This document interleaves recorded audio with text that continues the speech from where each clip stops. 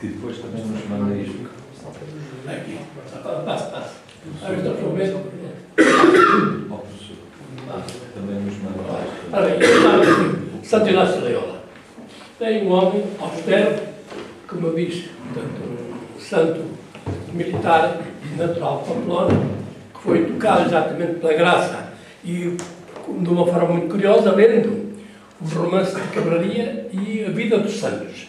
Portanto, como disse Santo Agostinho, se eles foram, por que não vou ser eu? E assim foi. Então começou exatamente a fundar uma companhia.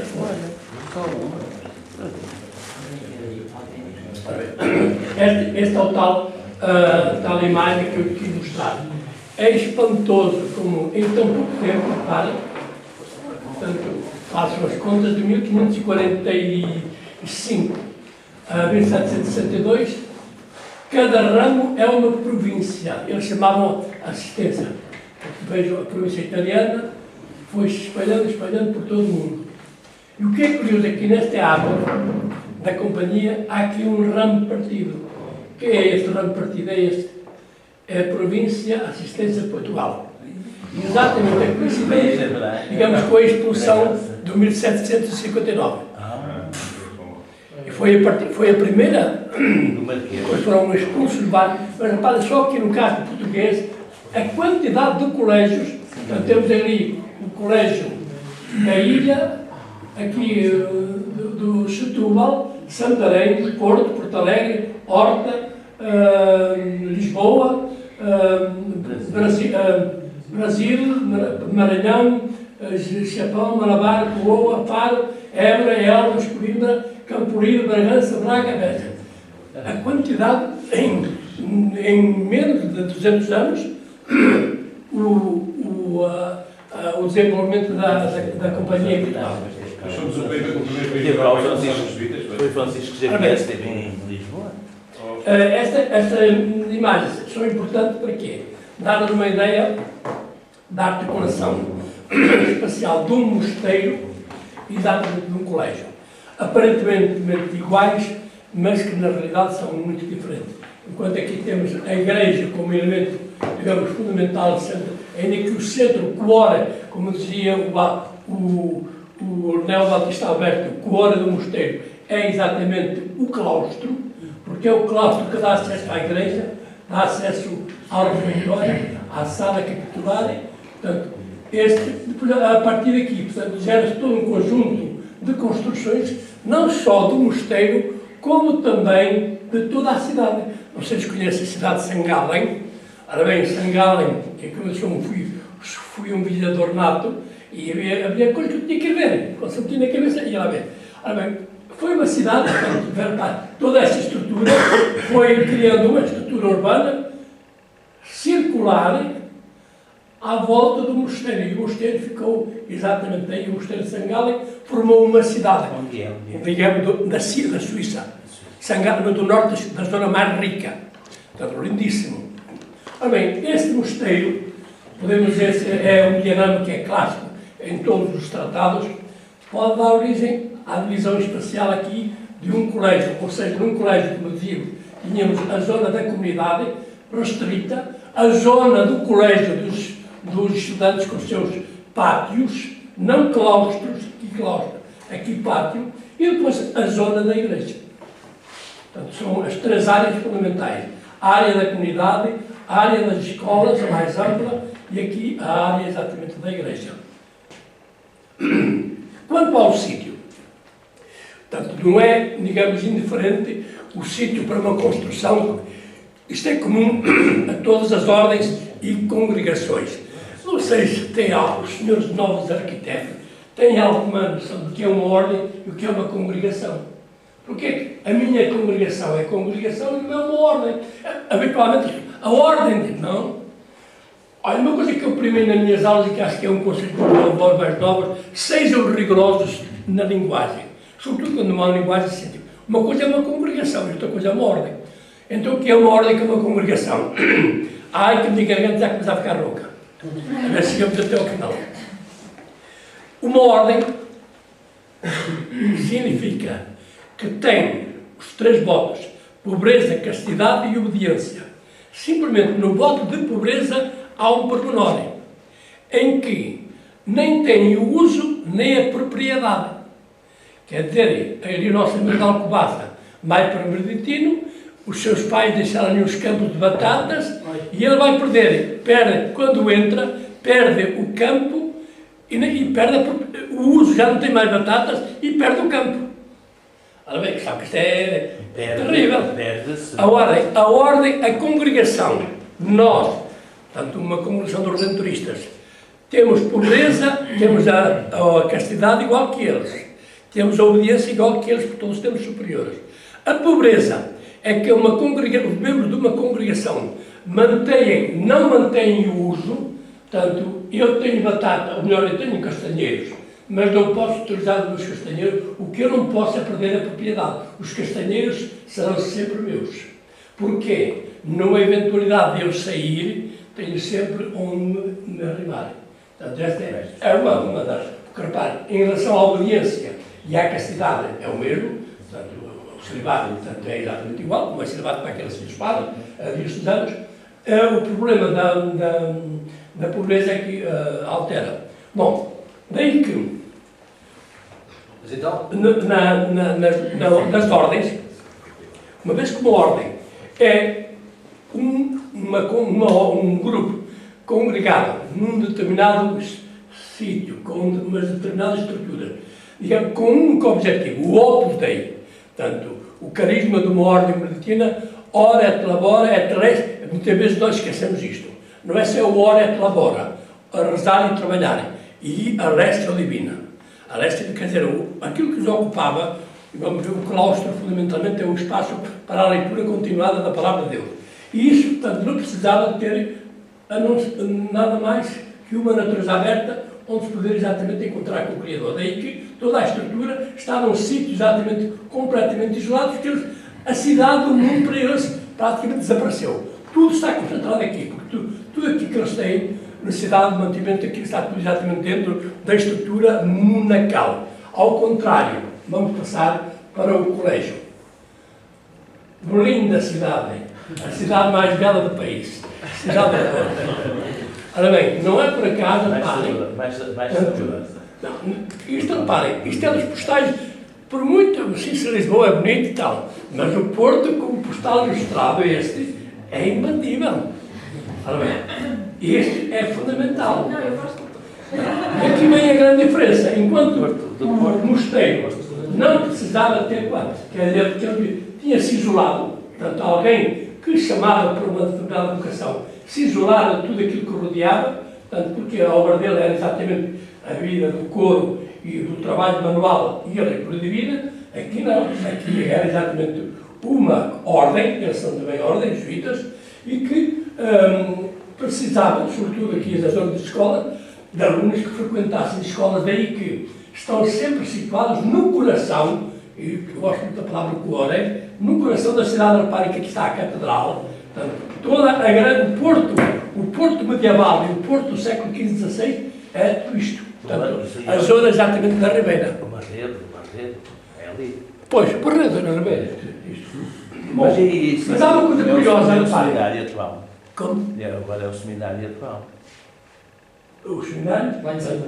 Este agora é o seminário atual. Pois, não o seminário para dormir, porque eles têm as aulas da Católica. Sim.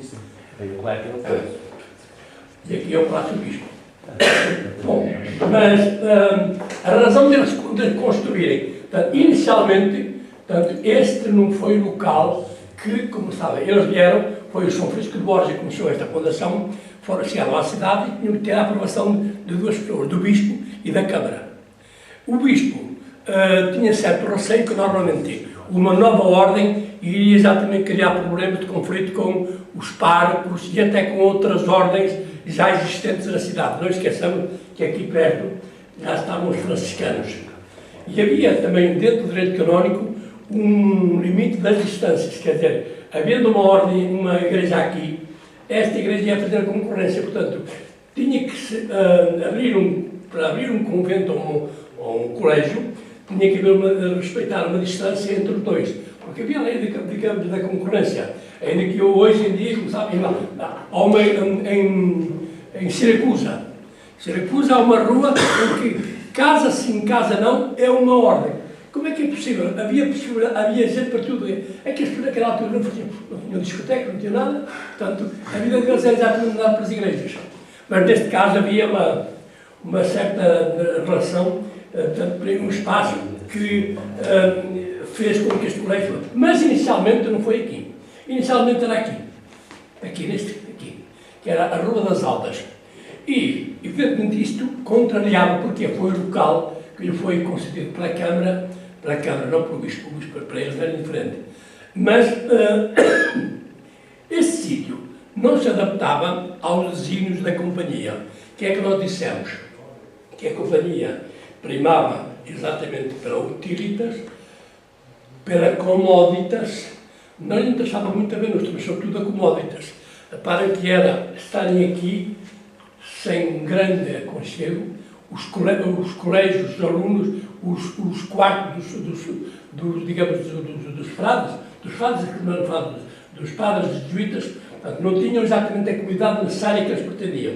Então conseguiram, depois de muitos pedidos, que o Bispo, reparem, o Bispo está aqui, que lhes fosse exatamente concedido este local muito mais importante que aquele que ocupavam os franciscanos e os dominicanos aqui nesta zona. Portanto, para ver a importância da companhia. E então, sim, deu-lhes este espaço. Reparem que aqui, são os cubículos, digamos, a igreja, as torres, e esses são os cubículos exatamente dos padres da Companhia de Jesus do Porto, onde tem, como eles diziam, duas coisas: sol e boas vistas. Portanto, precisavam exatamente, e houve vários conflitos com os arquitetos em relação exatamente à construção dos cubículos da residência dos confrades. Professor, tinha-nos dito que ia falar da diferença entre as celas e os cubículos. Mas bem, ainda vai. Ó, senhor arquiteto, vai, está tudo previsto. Portanto, isto é uma vista geral do Monte Cassino, como sabem, no mosteiro. Há imensos mosteiros, mas duas células fundamentais é Subiaco, que é a montanha onde São Bento, com a sua irmã escolástica, funda a Ordem Beneditina.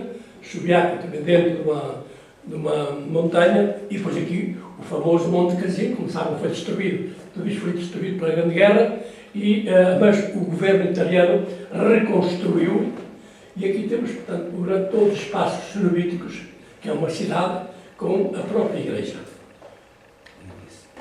E esta é a planta que mais me interessa já, que é a planta do Colégio dos Jesuítas de Coimbra. Ora bem, este colégio, com a proteção real do Dom João III, foi um dos maiores colégios da companhia, tanto no século XVI e XVII. E aqui vemos perfeitamente, portanto, vejam agora os espaços. Temos sempre a zona das escolas a mais ampla, a zona da comunidade, portanto, com o refeitório, aqui, e esta zona aqui, para mim foi difícil de... Sabe o que é isto? As oficinas, não? As latrinas. As higiene, portanto, as latrinas. Aqui o refeitório com este passadiço, podia passar da zona escolar para a zona exatamente aqui, o estofado da comunidade, e a igreja. A igreja com esta fachada, a fachada, vamos ver por pormenor da fachada, de São Lourenço, era um elemento fundamental daí a grande diferença, ainda que há certa proximidade entre a articulação do espaço de um mosteiro com um colégio. E aqui, agora vamos partes, uma por uma. Diga lá. A estrutura de Coimbra ainda existe? A estrutura em Coimbra ainda existe? Não, porque agora, como sabe, aquilo é a universidade. Não, o que existe é a igreja. A igreja... Não, a igreja é uma parte. E agora vamos saber... É de Coimbra. Sim, Tenha cuidado que vai levar agora o espírito de mim. Aqui? É. A outra coisa que eu... E eu não queria... mas não quis escrever, vou deixar escrito. Não se compreende que Coimbra, que tem uma Sevilha matriz... pois, mas é isto. É a atitudes como... Quer dizer, pois... Repara, é que se não tivessem, se tivessem uma igreja arruinada, repara, agora deixa-me falar, que o Senhor a ver tudo. Quer dizer, mas é que assim, é um escândalo, para mim é um escândalo. Quer dizer, se não tivesse nenhuma catedral, se tivesse a catedral primitiva arruinada, tem uma das catedrais, portanto, das catedrais românicas em Portugal, a mais importante, com um espólio artístico. O altar da Capela Mor é do bocado mais belo da arte igual, não temos outro. Uma capela do Santíssimo Sacramento que não é igual que aquilo. Todo aquilo. Ora bem, tem um pouco o claustro abandonado. Agora, fez com que os senhores cônegos não se sentissem bem naquela zona, então foram ocupar esta igreja, a igreja do Bom Ver, a igreja dos jesuítas lá em cima. Não, mas é claro. Foi o Marquês de Pombal. Não. Sr. Padre, isto eu sei. Sr. Padre, eu sei. O que eu estou a dizer é tudo verdade. O que eu estou a dizer é verdade. O bispo mudou-se para lá, mudou-se para lá. Estou a falar só da igreja. Mas é claro, os bispos tinham um problema. E aquilo bate certo com o que eu disse. Como é que uma catedral, seja qualquer de ser forem, pode exatamente exercer os seus ministérios catedralícios numa igreja de jesuítas? Já compreenderam estes novos? Que naquela Capela Mor estreitinha não se pode fazer nada. O que é que fizeram os senhores bispos de Coimbra? Alargaram a Capela Mor. A Capela Mor está lá hoje, não era a dos jesuítas, destruíram-na. Portanto, alargaram-na, foram buscar lá os quadrinhos, para exatamente aí terem lugar as procissões próprias. Portanto, estragaram uma igreja, mas com outra agravante. É que uma igreja não é só a construção, a igreja é uma leitura iconográfica. E tudo o que há nas capelas laterais é dos jesuítas. São Francisco Xavier é da Diocese de Coimbra, a Nossa Senhora das Neves é da Diocese de Coimbra, nada do que há lá é exatamente da Diocese de Coimbra. Portanto, uma pessoa entra, mas que é isto? São Francisco Xavier, Santo Inácio, isto não tem nada a ver com a Diocese de Coimbra. Ora bem, é isso que eu digo. Sem necessidade nenhuma, sobretudo tendo uma das catedrais mais belas. Foi um capricho dos cardeais do bispo daquela. Agora, não digam o Marquês de Pombal, que agora vou dizer a história toda completa. Quando os jesuítas foram expulsos, em 1759, quer dizer, os jesuítas tinham um espólio tudo fantástico, que era de construções que eu também já lhes disse. Metade das igrejas de que há no Norte do Minho eram exatamente património do Colégio São Lourenço. Do Coimbra, então, não digamos, de quantidade de... Portanto, todos os passais, tudo o rendimento ia para os colégios. Morrem, portanto, são expulsos da companhia. O que é que fazemos com este património? Então, vendeu-se, o Marquês de Pombal vendeu à Universidade de Coimbra. E foi então aí, e ainda bem. Aí eu concordo. Quer dizer, é preferível, tanto estar ao serviço da universidade como está agora, a ficar exatamente desativado e depois então desmoronar-se. Assim que hoje, aqueles claustros estão bem habitados, portanto, alguns já um bocadinho refeitos, mas quer dizer, restaurados, como dizia a nossa colega, mas quer dizer, ainda estão ao serviço. Agora, a igreja é que não comprou. A igreja devia se manter como um retrato de uma igreja de jesuítas e não ser utilizada por uma catedral que hoje está em bom estado. Precisamos do parênteses. Olha bem, vamos começar então as entradas. Aqui temos... Se o evangelista ouvisse, arranjava logo um nicho para o pôr. Ora bem, não sei se já estão reparados que eu sou um bocadinho surdo. Quando falo alguém tem que ir para o próximo. Isto foi minha... Isto sou desde 18 anos, mas a gente tem que ser esperto. Quando nas aulas, aqueles anfiteatros de 200 pessoas, havia lá uma aluna que falava: professor, como é que é isto? O que é que a menina disse? Então, pois a vossa colega disse isto, aquilo. São técnicas. Bom, o Colégio Romano está completamente desfigurado. Trago-vos aqui uma imagem pálida do que foi este Colégio Romano, que está no centro também da cidade de Roma, junto à igreja de Santo Inácio. E aqui foi, portanto, era a partir do Colégio Romano que se aplicavam todas as normas à zona escolar, que a partir dali depois imigravam já por todos os colégios. Esta é a portaria, portanto, de um colégio. Agora vamos andar aqui. É a portaria do Colégio de Évora. Isto é vista da parte exterior e depois é da parte interior. Normalmente a portaria, portanto aqui, é um pormenor das nossas portarias dos colégios portugueses. Tem uma proteção aqui exterior. Mas em algumas zonas, O Colégio Braga, o Colégio do Porto, o Colégio Santo Antão não tinha. E quando é assim, o historiador da arte tem que arranjar uma explicação. Primeiro dar uma explicação, quer dizer, plausível. Exatamente. O que acontece é que há esta proteção aqui, na minha opinião, para proteger do sol. Portanto, é no colégio do Algarve, do Alentejo, do Algarve, onde a força da intensidade do sol se faz sentir, que estão as portarias. Porquê? Porque aqui na portaria era um lugar de permanência. Portanto, as pessoas tocavam à porta e vinha exatamente o irmão porteiro. Ora bem, as portarias. Num colégio jesuíta desempenhava o papel de um mosteiro, local de acolhimento para qualquer pessoa. Depois, os visitadores.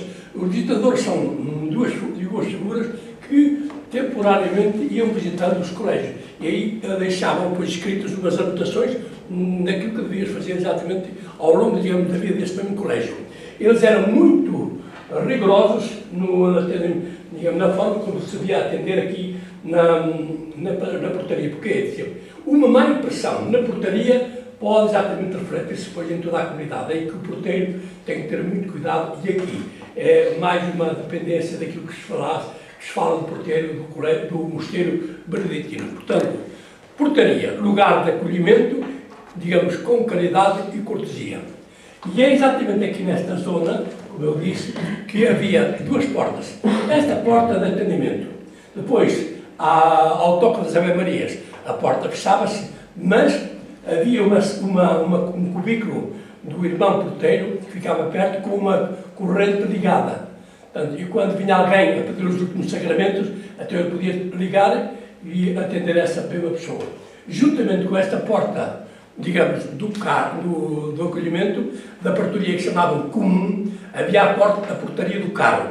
A portaria do carro, também uma vez mais, seguindo o modelo do mosteiro, tinha como objetivo fundamental o abastecimento do colégio, portanto, frutas, dos alimentos, que fossem necessários fazer para o colégio, mas, e aqui está a novidade, aproveitava também esse espaço para a distribuição de esmolas. Porquê?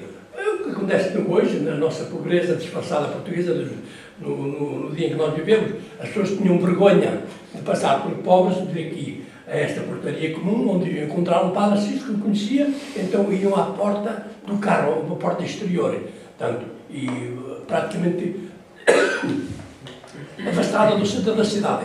E aí recebiam a esmola, mas ao mesmo tempo os jesuítas davam e queriam também receber. E o que é que davam? Davam duas coisas. Davam a esmola material e a esmola espiritual. Porquê? Porque havia muitos pobres que não se atreviam a ir ao sermão da igreja. E então, o único local onde eles podiam receber a catequese era exatamente na portaria do carro. Mandavam-nos sentar, então aí o padre começava a sua catequese. Portanto, daí a importância da porta do carro. Lugar de abastecimento e, ao mesmo tempo, distribuição de esmola e também de praticar, tanto a catequese. Outro. Este é o Colégio São Lourenço, portanto, é um espaço com azulejos, com menos importância que o outro. Pode passar. E a zona, entramos exatamente na zona habitacional. E ao compararmos a residência, digamos, do colégio, temos que, digamos, ter presente aquilo que aconteceu com o mosteiro beneditino. Quanto ao mosteiro beneditino, a sede, o local de descanso. Os monges começaram por ter, portanto, os monges mais recuados, dos começos do monaquismo, tinham celas. Portanto, cada monge tinha a sua cela individual. Depois, passamos aqui, reparem, para este mosteiro de Alcobaça. E foi quando os cistercienses mais rigorosos, então, como sabe, São Bernardo foi sempre muito mais rigoroso que São Bento, e disse, não, nada de celas, vamos todos então outra vez para o dormitório comum. E assim foi. Portanto, em Alcobaça, os frades não tinham celas, tinham exatamente um dormitório comum. Daí vemos esse espaço que ainda hoje se conserva, ainda bem, graças a Deus. Havia umas esteiras. Porquê? Porque o dormitório dava imediatamente acesso ao coro alto. Numa igreja beneditina havia o coro alto e o coro baixo. O coro alto era destinado exatamente para congregarem os monges para o resto das matinas e das laudas que eram cantadas às 2 e 3 da manhã. E, portanto, claro, eram austeras, mas nem tanto. Então passavam de um local, digamos, de descanso, mais porque se reparem, tivessem que ir para a igreja, aquilo é gelado, íamos todos constipados. Assim, havia um certo ar, digamos, também de humanismo, em que o local de dormitórios ficava à altura do coro alto, vamos ver algum coro lindíssimo, tanto para o monge cisterciense. Depois, voltamos mais tarde, já a partir do século XIX, com a reforma que se fazia no mosteiro, que tem o nome destes mosteiros, este é da Suíça, aqui o San Giorgio de Veneza, que está aqui no Bacino famoso, e em frente está uma construção enorme, é o mosteiro de San Giorgio, é este mosteiro, e para aqui já temos tanto celas individuais dispostas ao longo de grandes corredores. Imaginem, olha isto, em Monte Cassino. Eu estava em Roma, eu tenho que ir a Monte Cassino, então telefonei, posso ir. Queria fazer um dia com eles, fui, admitiram. Depois, que é pena, que aí cortou-se-me a alma, quer dizer, num corredor destes, que havia 100 e tal celas, que eram 500, que estava eu sozinho. Então o abade veio, deu-me um breviário em latim e perguntou-me se eu queria levantar às 2 horas. Sim, senhor, eu venho cá para isso, quero ter uma jornada convosco. Então levantámos, lá fui às laudas de batina, mas por lindíssimo, é lindíssimo, porque quer dizer, que é esse também um espírito muito romântico. Há uma altura do salmo em que diz: o sol levanta, eu estou a dizer, o sol levanta-se e vejo entrar o sol para a janela. São esses prazeres espirituais que só quem recebe é que exatamente isto mesmo. Portanto, foi as celas, digamos, é pena que tudo isto agora está vazio, tudo está vazio, porque os mosteiros também estão vazios. Isto agora é mais uma... Ora bem, aqui temos já a zona habitacional do colégio, da zona da área da comunidade do Colégio São Lourenço. Este Colégio São Lourenço é um colégio para a arquitetura muito sóbria, muito austera, pobre, mas exatamente adaptada, tanto para os habitantes daquele colégio.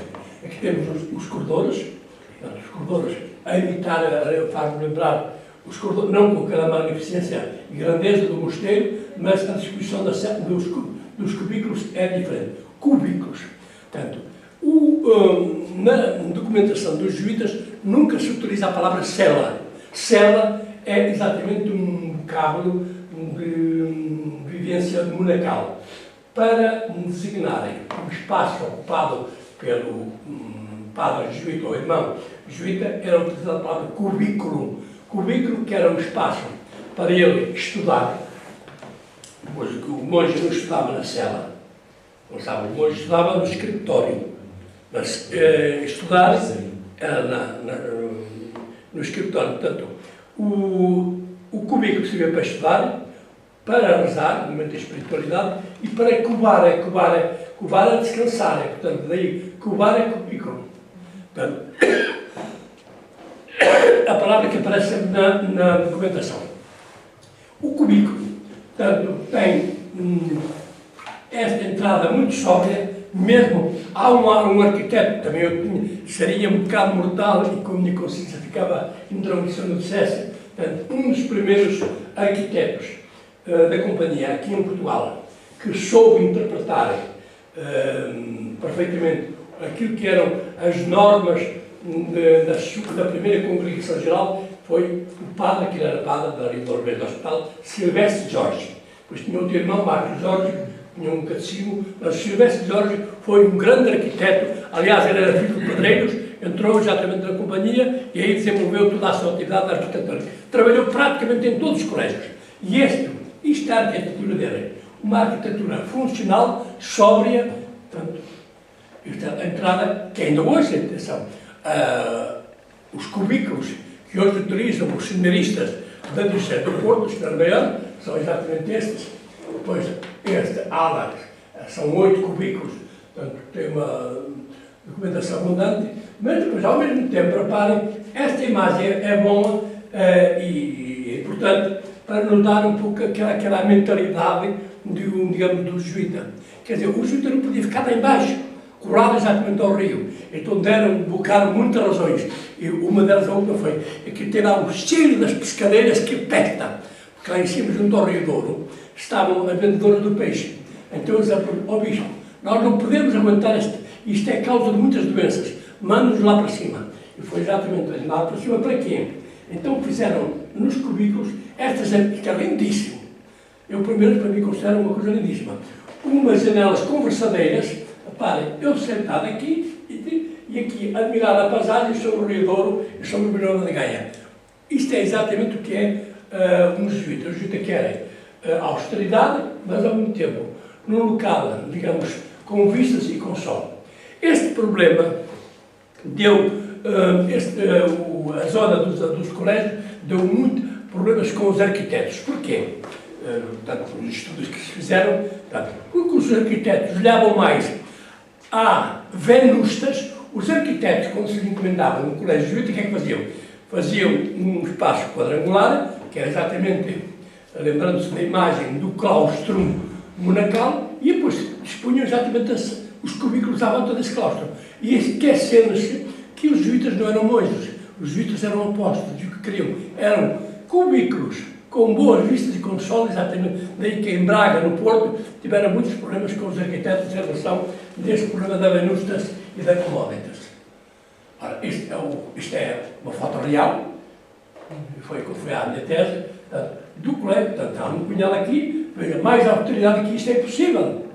Portanto, isto é um muro com as aberturas, digamos, dos colégios.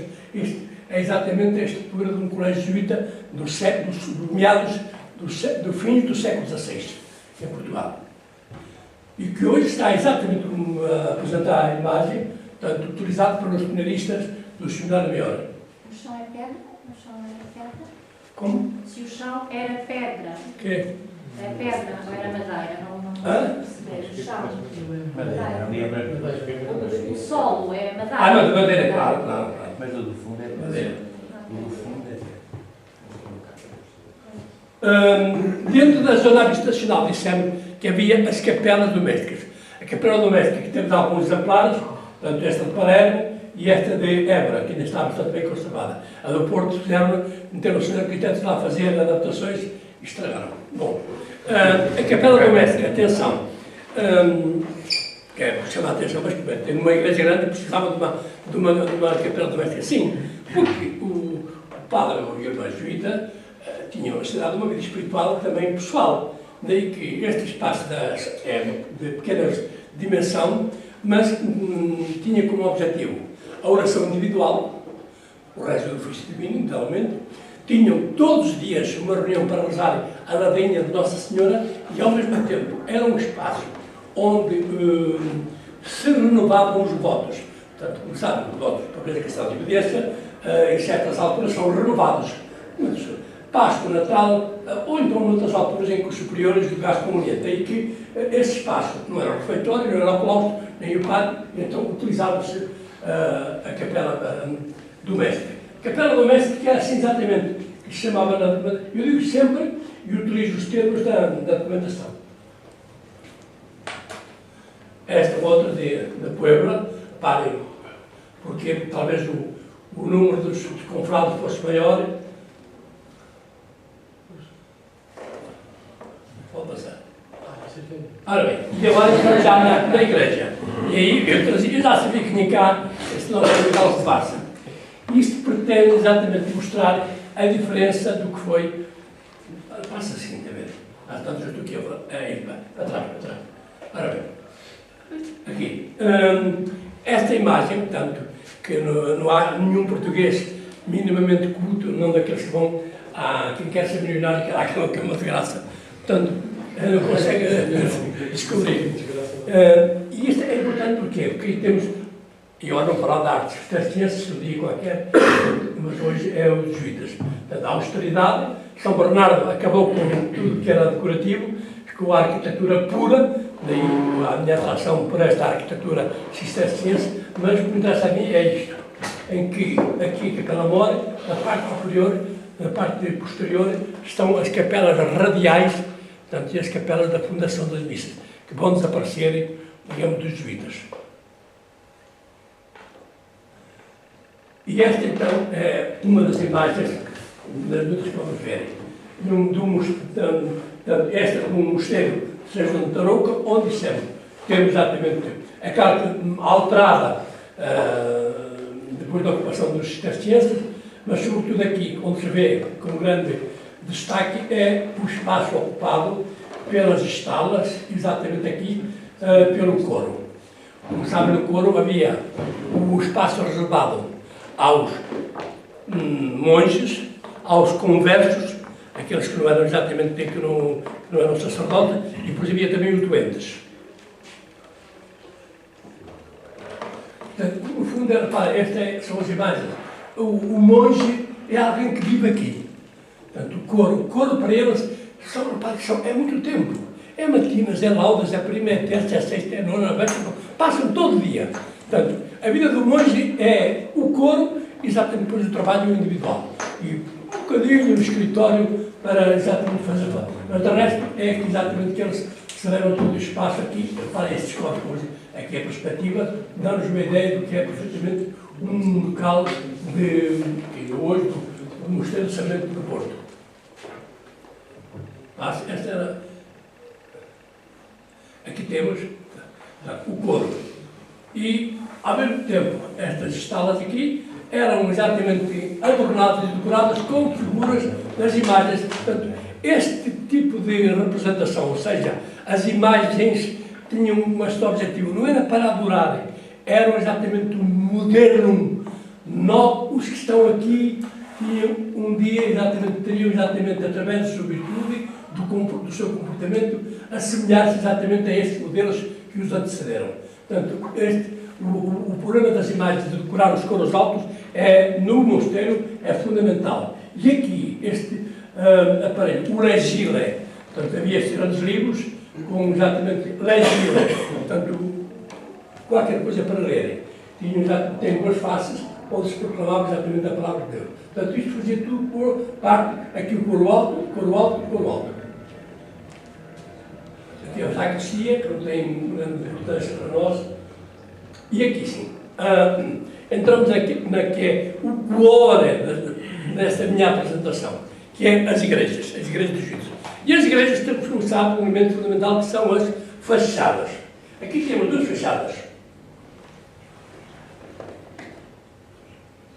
A primeira do meu colégio, porque foi, quer dizer, nós não temos filhos, portanto, os meus filhos são exatamente isto, os estudos que fiz.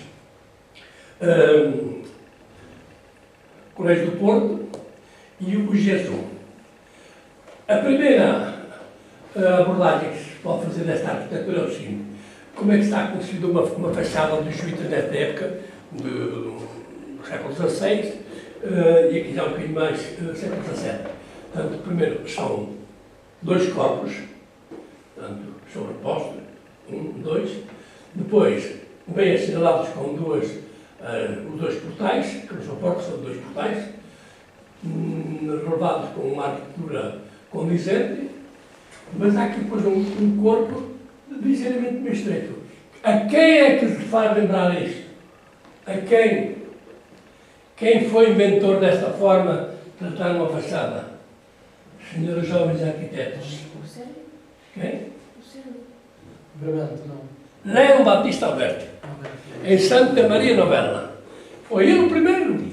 Portanto, como sabem, Leão Batista Alberti foi convidado para transformar uma igreja, porque continua a igreja medieval 100% dos dominicanos, mas a fachada é a primeira fachada renascentista.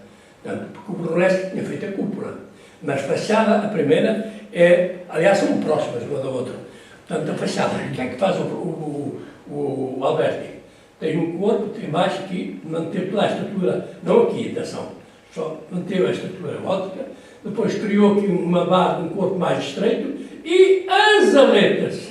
Isto é que é o toque, onde exatamente através disto consegue um corpo mais estreito e unir o corpo superior ao corpo inferior. Aqui já, reparem que é a mesma linguagem, a tal unidade sem haver uniformidade. Estas aqui, jamais, digamos, eu não gosto de dizer a palavra barroco, que não é. É classificada esta igreja como proto-barroca. Mas o que há aqui, no final eu tive também que dizer um estudo sobre quem teria influenciado aqui, é curioso, não sabe, é pena, eu vou para o cemitério com uma pena, não ter descoberto quem é o autor desta fachada.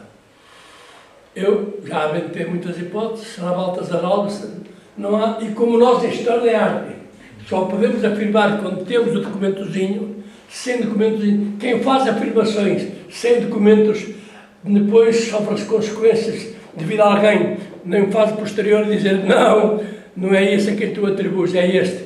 Portanto, pelo estilo, pelo que for, podemos, mas não sei. E vai ser que alguém, mais difícil que alguém diga. Bom, vamos então aqui à leitura. A leitura é esta, portanto, agora, vamos começar por aqui, portanto, esta igreja de Jesus é anterior a esta, portanto, é anterior, portanto, aqui, aliás, vê perfeitamente, para a forma planimétrica em que está concebida, é analisar com a. Portanto, estamos já na fase maneirista, e o Giacomo della Porta, com o Vignola, são exatamente os dois responsáveis aqui desta igreja e desta fachada. Portanto, conseguem aqui dois corpos, nestes dois corpos dão relevo a alguns elementos que estão presentes em todas as fachadas vidas. O portal, portanto, o óstium, mas reparem, há várias hipóteses.